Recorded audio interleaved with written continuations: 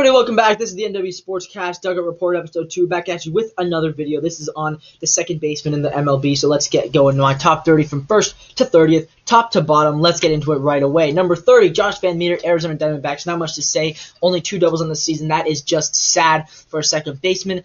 Player scores down in the 70s. He's been sent down. He's not very good. He's no longer starting for his team, but he has played the most innings. That's why he's here. Number 30.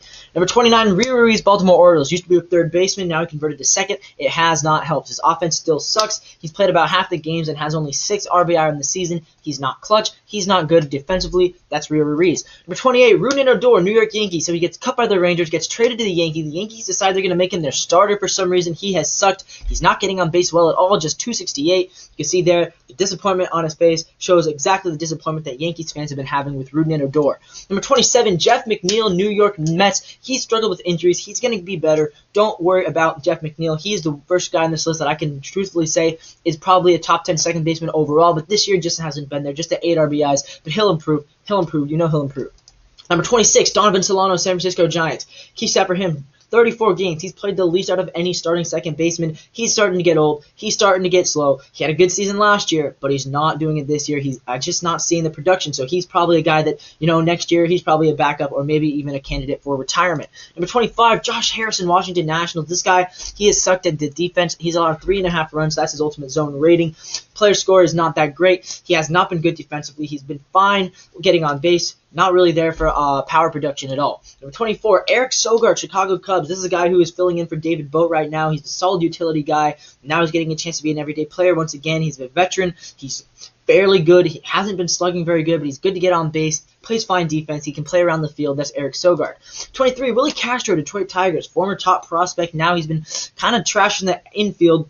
-4 UZR. That's the worst defense in the league at second base. So that's not what you want to see. But he has a solid player score. He's doing well getting on base. Not great power numbers, though. That's Willi Castro. Number 22, Dylan Moore, Seattle Mariners. Key stat for him is those 8 stolen bases. He has been pretty good around the base path. He's missed about 25 games due to injury. He's now rehabbing, so he'll be back soon. Hits for solid power. Hasn't been great on base, though, this year. Hopefully he'll pick that up. I am a Mariners fan, of course, so hopefully he'll pick that one up. Number 21, Christian Arroyo, Boston Red Sox. Former prospect for the Giants. Now he gets some everyday playing time with the Red Sox, and he's been pretty decent, besides his power numbers, which are really lacking. But if he can get his power numbers up, this guy could be an everyday starting second baseman in the league. Just the 1 home run, though, so hopefully he'll pick that one up. Number 20, David Fletcher, LA Angels. This is the 4th highest player, I believe, maybe the 5th. He's the 4th or 5th highest player on the Angels, and he has 0 home runs. 0. He has not been that valuable to this team. Barely cracks the top 20. This is a guy who I think kind of likes Dylan Moore, Eric Sogard level. He's better suited to be a utility guy, and hopefully the Angels will realize that and make that change, because that needs to be made. He's not been good. Number 19, Gavin Lux, the Los Angeles Dodgers, the first rookie on this list. He's hitting .292 on base percentage, not great, but he's been remarkably fine. He plays solid defense, mixing around at shortstop, second base, decent power numbers as well. He can be good in the future if he just sticks with it. Number 18 is Jean Segura, Philadelphia Phillies. Segura, he's one of the first guys I can honestly say is a real, true starting second baseman. A lot of those guys on the list are either kind of injured, or they're filling in for injuries, or they're really just utility guys, or they're young, they're rookies. They're still trying to figure things out. Jean Segura, he's an established veteran. He's very good. .379 on base percentage, and he loves to get on base. He's very good at getting on base. Not great power numbers, though, and the defense hasn't been all there this year.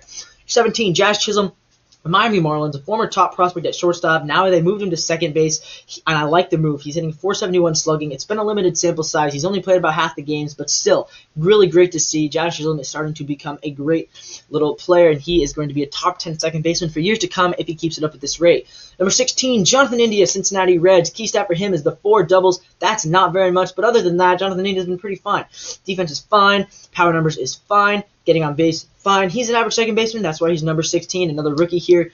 I don't think he has as much potential as Chisholm and some of the other rookies that are coming up, but he's fine. Number 15, Nick Madrigal, Chicago White Sox. Key stat, he leads the league with 4 triples. 4 triples. That's hard to do, especially in only 2 months. As a rookie, he's been fine. He's been fantastically for a rookie, though. The White Sox really can't ask for much better for him. Considering that he is in his first full season, I think he could be another guy like Chisholm. He's going to be a top 10 second baseman for years to come if he keeps it up at this rate. Number 14, Jed Lowrie, Oakland A's, a guy that I didn't even know he was still playing. He didn't play last year. He was injured. He was on the COVID list. Now he's back with the A's in his third stint, and he replaces Tony Kemp as their starting second baseman, and he has not looked back. He's a doubles guy. He gets lots of doubles. He has 15 this year. He always gets a ton of doubles. Defense is not spectacular, but it's fine. That's Jed Lowrie. He's continuing to prove that when he's on the A's, good things happen. Number 13, Kolten Wong, Milwaukee Brewers. This guy is sick with the glove. Only 15 RBI. He has not been all that clutch this season, and that's why he's a little bit low, and he's also missed time due to injury. Hopefully when he is back at full strength, though, he'll be just spectacular again with the defensive production, and he is so good at defense. We're just watching some of this highlight tapes. Kolten Wong is really good at defense, and the Brewers are lucky to have him. Number 12, Jorge Polanco, Minnesota Twins. He's been one of the few bright spots in the Twins this year. Key stat for him, 13 doubles. He hits for very good power. He has 6 or 7 home runs as well. Player scores pretty high for him, and he plays fine defense. He's a borderline top 10 second baseman in the league. Number 11, Nick Solak, Texas Rangers. I think he's the highest rated rookie on the list. Don't quote me on that. I might be forgetting. But yeah, Nick Solak, he leads all second basemen in innings right now. He's played 60 games. That's a ton of games. So he's an everyday player, former top prospect. He didn't do that great last year, but he's really been on top of it this year. He's basically just been average in all categories, playing good defense, though. Nick Solak, number 11. Number 10, right into the top 10. Number 10 is Brandon Lau on the Tampa Bay Rays. A lot of people are underrating Brandon Lau this year. They're saying he's not that good. He is still pretty decent considering the rest of the second baseman. He's a top 10 second baseman right now. 10 home runs. He has hits for good power, not as good on base percentage, but he plays good defense as well. And he's a good veteran guy to have in the clubhouse. Not necessarily a veteran, but he's a good guy to have in the clubhouse, has good experience, played in the World Series, good leadership. That's Brandon Lau. Number 9, Tommy Edman, St. Louis Cardinals. Boy, what a change Tommy Edman has made. He scored 33 runs this year, has a high player score. He's playing not that great defense. If he can get his defense to do a little bit better, if his defense can match his offense, this guy's a top 5 second baseman in the league. Number 8, Cesar Hernandez, Cleveland Indians. This is a guy that a lot of people forget about. A lot of people don't realize this. He's having a very under-the-radar good season this year. 9 home runs. Whoever thought Cesar Hernandez is a power hitter? I didn't. But apparently, his power numbers have been picking up lately. He gets on base pretty well. He is scoring runs. He's getting RBIs. He's playing a lot of innings. He's an everyday second baseman for the Indians, and a lot of people think of him more as an average guy. This year, he is in top 10 second baseman considering all the rest of the competition. Number 7, Adam Frazier, Pittsburgh Pirates. So he has 21 doubles, but I had to put his on-base percentage as his key stat because it's so good, 391. He's almost getting on base 40% of the time. That is just insane, especially this year with all the pitchers doctoring the balls. You just do not expect to see that. Has a good player score. His defense is not great. If he can get his defense up, get maybe a little more offense because he doesn't hit for much power at all. He has like 2 home runs on the season. But if he can up those numbers a little bit, Adam Frazier's a top 5 second baseman as well.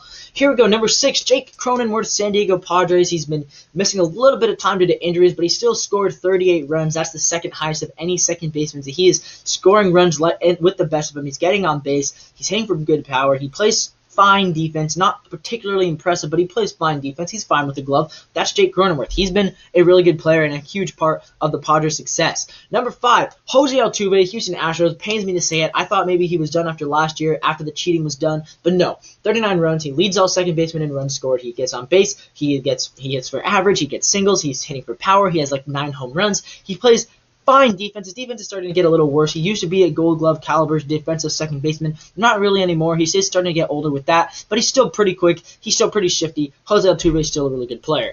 Number 4, Ozzie Albies, Atlanta Braves. A lot of people saying this guy should be in the All-Star game. I disagree, but he is my second best second baseman in the NL. He has hit 19 doubles, second among second basemen in doubles. He has, I think, 10 or so home runs. He's hitting for power. He's getting on base. He plays good defense. There's not a lot to hate about Ozzie Albies. He's been spectacular. He's an everyday guy. He does not miss games that often. He has been very, very good for the Braves this year.